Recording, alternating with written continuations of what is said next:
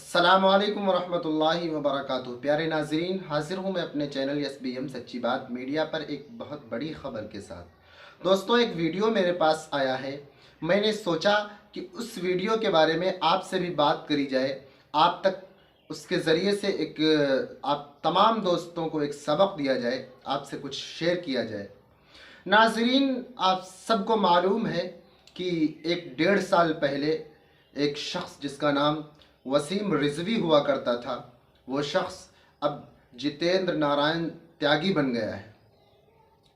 दोस्तों, सच है कि जो शख्स अल्लाह तबारक व तआला का हो जाता है, अल्लाह पूरी दुनिया उसके कदमों में डाल देते हैं, और जो शख्स गुमराहियत का रास्ता अख्तियार कर लेता है, एक न एक दिन सारी दुनिया में वो जलील और रुसवा हो जाया करता है।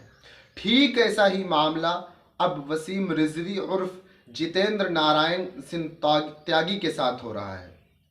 जी नाज़रीन, मैं कुछ भी बतलाने से पहले आपसे ये गुजारिश करूंगा कि आप एक मर्तबा इस वीडियो को देखिएगा।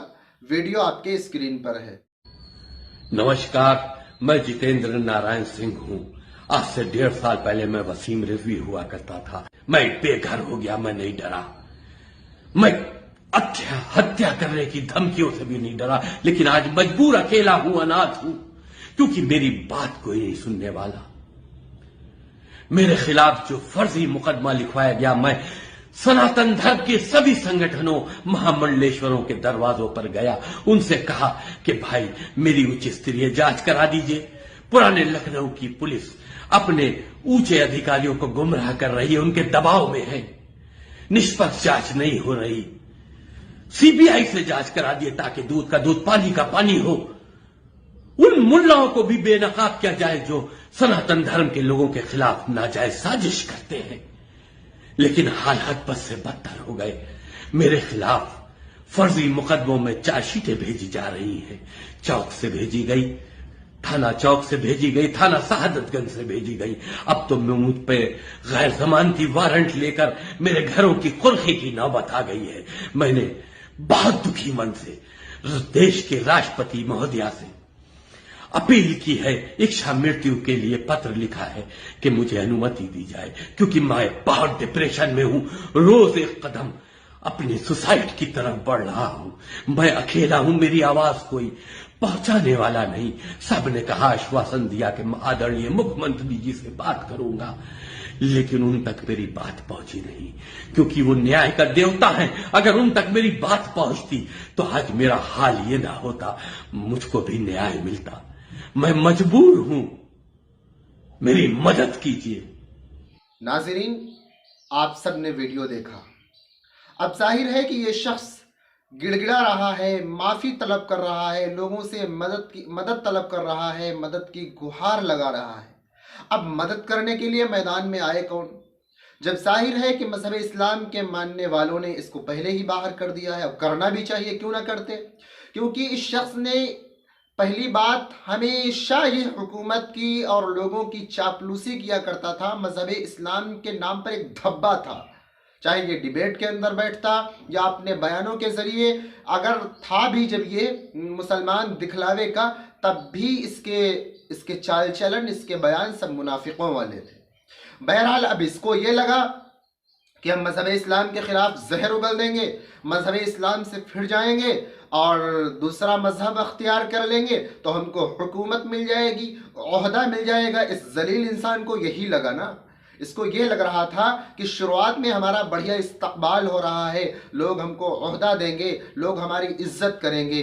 लेकिन आज 1.5 साल के अंदर नाजरीन, ये सबक है उन लोगों के लिए जो ज़रा सी देर में बहक जाते हैं, अल्लाह तबारक व तआला की वहदानियत से इनकार कर देते हैं, दुनिया के लालच में आकर के।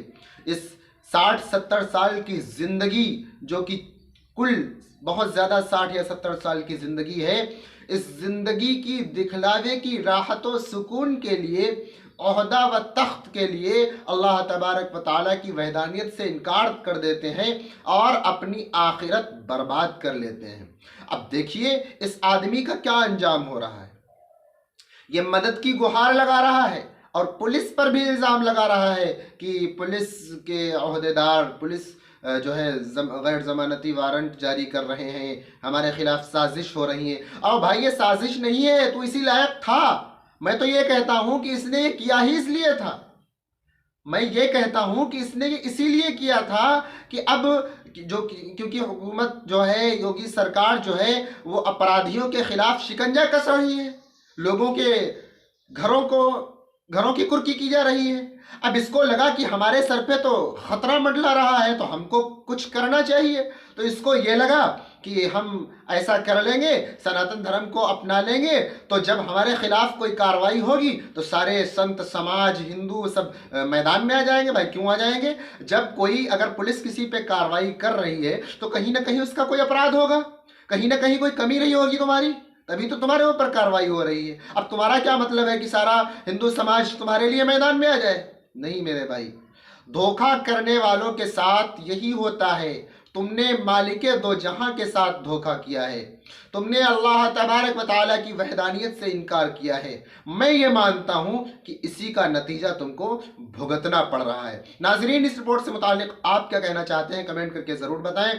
दीन और दुनिया से जुड़ी तमाम खबरों के लिए बराए मेहरबानी मेरे चैनल को सब्सक्राइब ज़रूर कर लें। जज़ाकुमुल्लाहु खैरा।